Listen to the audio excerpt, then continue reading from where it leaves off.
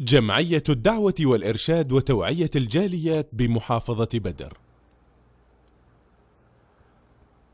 প্রশ্ন, টয়লেটে প্রবেশের যে দোয়াটি রয়েছে এটি কি টয়লেটে প্রবেশ করার পর দোয়াটি করা যাবে? আর যদি কখনো এই দোয়াটি না পড়ি তাহলে এতে কোনো সমস্যা আছে কি না? টয়লেটে প্রবেশের দোয়া আমরা প্রাকৃতিক প্রয়োজন পূর্ণ করার জন্য, হাজাত পূর্ণ করার জন্য টয়লেটে যাই। তো এটি গুরুত্বপূর্ণ একটি বিষয়। রাসূল সাল্লাল্লাহু আলাইহি সাল্লাম সব কিছু শিক্ষা দিয়েছেন। সালমান ফারসি রাদিয়াল্লাহু আনহুকে বলা হলো, কাদ আল্লামাকুম নাবিয়ুকুম কুল্লা শাই হাত্তাল খিরাআহ, তোমাদের নবী তো তোমাদেরকে সব শিক্ষা দিয়েছেন, এমনকি টয়লেটে কিভাবে বসবে এটাও শিক্ষা দিয়েছেন।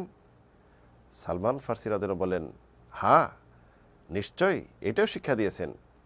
লাকাদ নাহানা আন নাস্তাকবিরাল কিবলা বিগায়াতিন আও বাউলিন, যে রাসূল শিক্ষা দিয়েছেন যখন আমরা টয়লেটে বসবো কেবলামুখী হয়ে বা কেবলাকে পিছিয়ে রেখে যেন না বসি।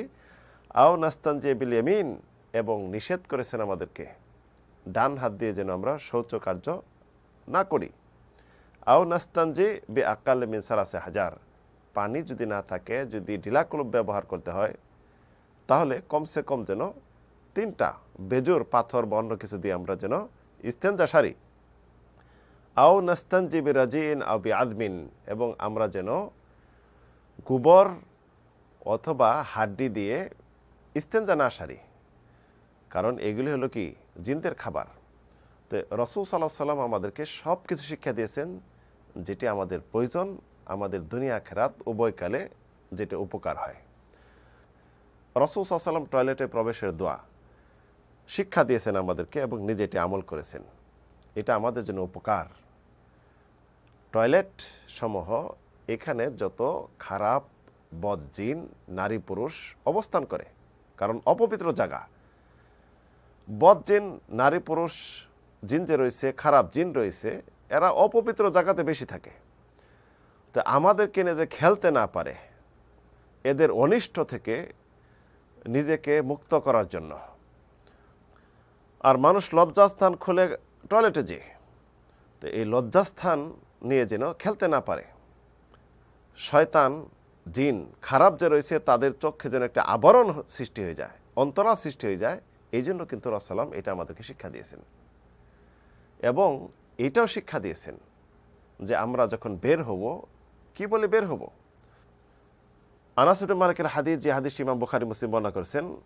আনাস ইবনে মালিক বলেন, রাসূল ইদা দাখালাল খালা, রাসূল যখন টয়লেটে প্রবেশ করতেন তখন পড়তেন, আল্লাহুম্মা ইন্নী আউযু বিকা মিনাল খুবসিল খাবাইস, যে হে আল্লাহ নিশ্চয় আমি পানা চাচ্ছি খারাপ জিন নর নারীর অনিষ্ট থেকে।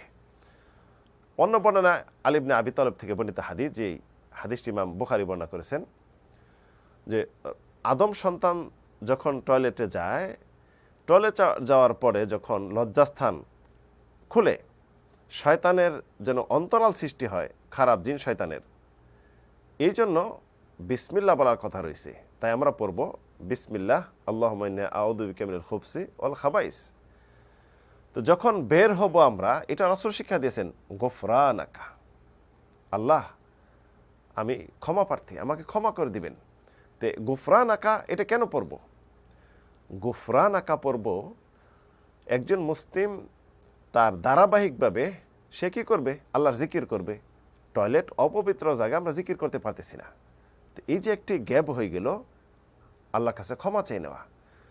গফরানাকা পড়ার আরেকটি যেটা প্রয়োজন সেটি হলো, আমরা যে প্রয়োজন স্বার্থে যে খারাপ জিন শয়তান থেকে মুক্ত হতে পারলাম, আল্লাহ হেফাজত করলেন এবং পাপ সংগঠিত হলো না, পরবর্তী যেন পাপ সংগঠিত না হয়, এই জন্য আল্লাহর কাছে ক্ষমা চেয়ে নেওয়া। তো এই যে সমস্ত জিকির এবং দোয়া রয়েছে অত্যন্ত প্রয়োজন, এটা ইসলামিক আদব শিষ্টাচার। এটা যদি আমরা পড়ি তাহলে জিন শয়তানের অনিষ্ট থেকে বাঁচতে পারবো। জিন শয়তান আমাদেরকে কোনো ক্ষতি করতে পারবে না, আমাদেরকে নিয়ে খেলতে পারবে না, কারণ খারাপ জায়গায় এখানে জিন শয়তান থাকে, অবস্থান করে। রাসূল সাল্লাল্লাহু আলাইহি সাল্লামের টয়লেটে যাওয়ার যেটা আদব শিষ্টাচার শিক্ষা দিয়েছেন, যেটা দোয়া পড়ে যাওয়া, তো এমনইভাবে একটা নিষেধাজ্ঞা রয়েছে, সেটি সবাই খেয়াল করতে হবে। সেটি হলো সালমান ফারসি রাদিয়াল্লাহু হাদিসে ইতিপূর্বে উল্লেখ করেছি, কেবলা মুখে আমরা বসবো না এবং কেবলাকে পিছন রেখে বসবো না কেবলার সম্মানার্থে। এটা গুরুত্বপূর্ণ একটি নিষেধাজ্ঞা কিন্তু। তাই আমরা যখন টয়লেটে প্রবেশ করব, হাজত সারার জন্য হোক অথবা অন্য কোনো কাজে হোক, এই দোয়াটি পড়ব আত্মরক্ষার জন্য, নিজেকে জিন শয়তান খারাপ নরনারী ইবলিস থেকে মুক্ত হওয়ার জন্য এবং তাদের অনিষ্ট থেকে মুক্তি পাওয়ার জন্য।